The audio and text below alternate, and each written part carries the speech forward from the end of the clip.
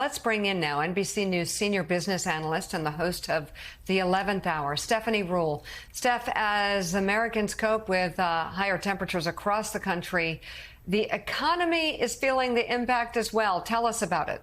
It certainly is, Mika, and it's all about worker productivity. The U.S. could be losing up to $100 billion a year as we're facing these temperatures going up and up. Every time you see the temperature go up by a degree, and I'm talking once we're in the high 80s and the 90s, we could be losing half a percentage point of productivity. Just think about all the outdoor jobs, right? The transportation jobs, utility jobs, construction jobs. People simply can't go out and do those jobs in this extreme heat. Then, of course, there's agriculture. We know that the federal government has paid out in the last 20 years over $1 billion, especially to places like California, in crop insurance because of failed crops, because of the heat. And the last thing to think about is us, the consumer, right? One of the most important parts about our economy, we've got a consumer-based economy. We're simply not going out and spending. You're seeing theme parks. This is the height of theme park season in places like Texas consider limiting their hours or shutting down because people are simply saying,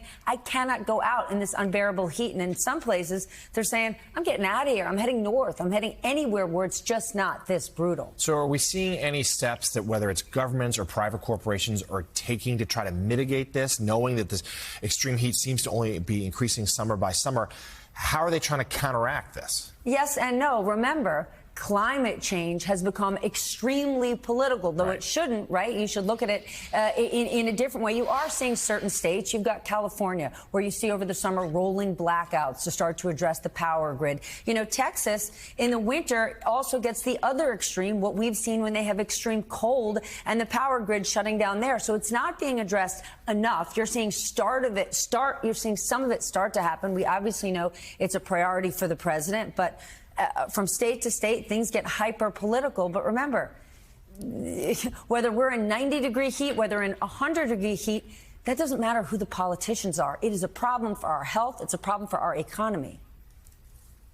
So as we mentioned a few moments ago, two extremely dangerous wildfires have claimed the lives of at least 2 people in New Mexico while forcing a total of around 8,000 people to flee their homes. Officials say both the South Fork and Salt fires were 0% contained. As of late yesterday, more than 1,400 structures and 22,000 acres have burned. And joining us now is Democratic Congresswoman Melanie Stansbury of New Mexico. The wildfires are burning in the district she represents. Congresswoman Stansbury is a member of the House Committee on Natural Resources, so you bring some knowledge to the table here as well. But first, tell us what the latest is in your district. Yeah, well, good morning, and thank you so much for having us on. I am actually in southern New Mexico right now in Roswell. I'm just down the mountain from the fires.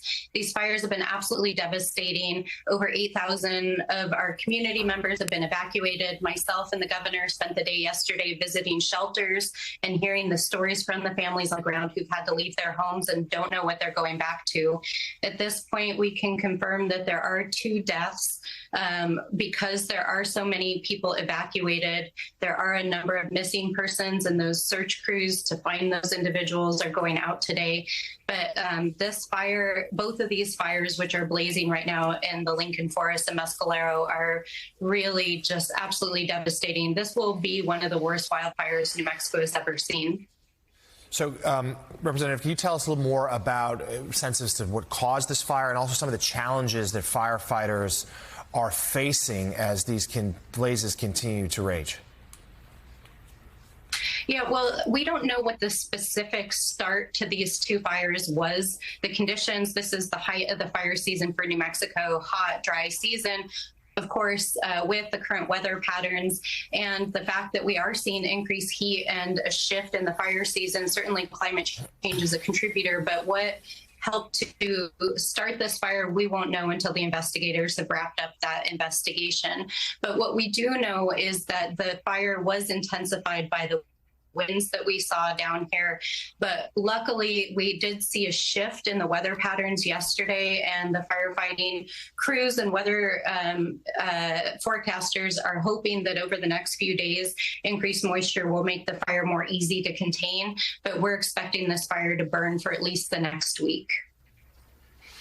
All right, Democratic Congresswoman Melody Stansbury of New Mexico, thank you very much, and we wish you the best of luck. Thank you for coming on the show this morning.